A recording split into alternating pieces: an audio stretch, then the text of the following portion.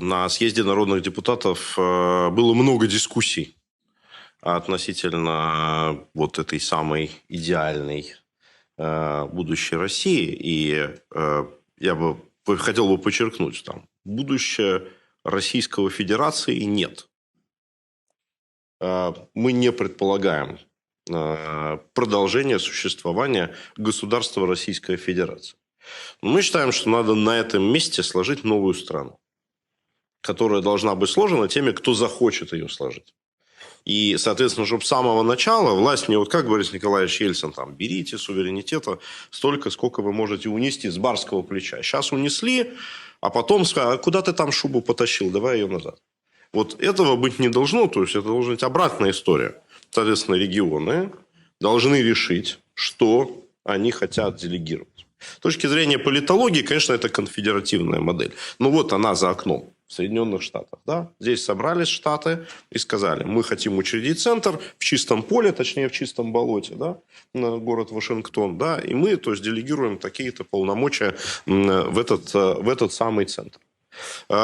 Здесь дьявол очень сильно с точки зрения того, чтобы люди увидели, поверили и поняли, каким образом это будет работать. И я бы хотел подчеркнуть, что там все, что мы сейчас дебатируем, оно находится не в категории того, что это обязательно произойдет так или иначе, а в категории рисков. И когда мы принимаем решение, мы должны сравнивать вероятности. Да? Есть ли вероятность сложить демократическую страну или ее нет?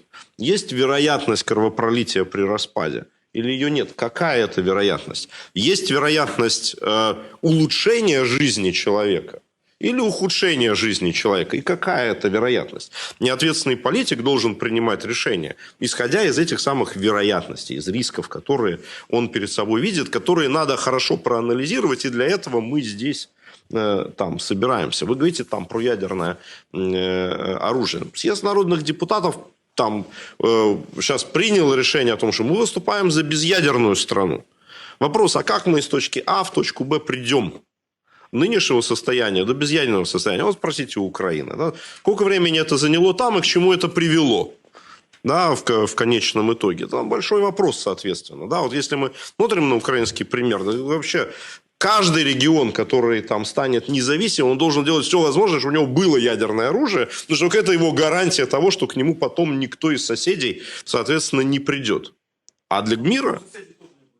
А? Но это другой вопрос. Это взаимное сдерживание, да? Это взаимное сдерживание. Каждый регион про себя должен думать, да? То есть, вот, будет у Чечни ядерное оружие, да? То есть, никакие русские туда не придут после этого, да? То есть, воевать, да? Это ваша точка зрения. И, опять-таки, она совпадает с нашей точкой зрения, позиции съезда. Мы записали это на уровне предложений в Конституцию, да? Значит, там, безъядерная история. Я говорю о том, что есть переходный период. Как дойти от точки А в точку Б? Я не знаю. Я не знаю. И это предмет нашего, опять-таки, совместного обсуждения, потому что это касается всех. И когда мы говорим про то, что Россия может распасться, то это означает, что возникнет несколько десятков субъектов.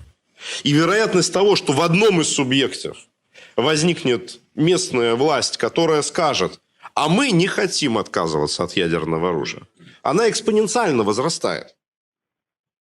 Кто-то откажется, а кто-то не откажется. И что делать, соответственно, тогда со всеми остальными? Именно поэтому, вот когда мы говорим там единство, не единство, мы не выступаем за то, чтобы сохранить там унитарную страну, в которой там все под гребенку. Мы говорим о том, что давайте совместно выработаем правила. И опять-таки съезд, например, предлагает, что каждый из регионов в этой ситуации имеет право на выход. Во-первых, он имеет право не войти, и никто ни с кем воевать не собирается. Если это там, значит, из регионов, там, республик и так далее, скажем, мы в этом не принимаем участие. Да? Вот. С другой стороны, в любой момент он может поставить вопрос, а мы хотим из этого выйти. Вопрос только, вот хочу ли лично я, чтобы все оттуда ушли? Нет, я бы хотел построить такую страну, которую бы вы все здесь сидящие сказали, блин, я в такой стране хочу жить. Вот это я действительно хочу. А получится или нет, это предмет нашего общего диалога. Вопрос регионального неравенства – это ключевой вопрос вот в той теме, которую мы обсуждаем. Там, ты привел примеры регионов-доноров. Да? Татарстан, безусловно, проживет без России. Да? Вот. И, например, там макро-Сибирь, да, то есть, безусловно, проживет без остальной России. А вот на Кавказе, например, есть республики, которые бедные. И им будет очень тяжело прожить в России. И те деньги, в частности, которые забирают у Татарстана, они не только в Москву уходят, но они еще уходят туда. И про это надо помнить. Ну, во-первых, я бы хотел покритиковать немножко вопрос сам, да, как он поставлен у нас в программе, потому что, так сказать, зачем нам вообще моделировать политическую структуру Российской Федерации, если в целом мы понимаем, и даже наши оппоненты с этим согласны, что этой Российской Федерации, в общем, существовать не должно и не будет.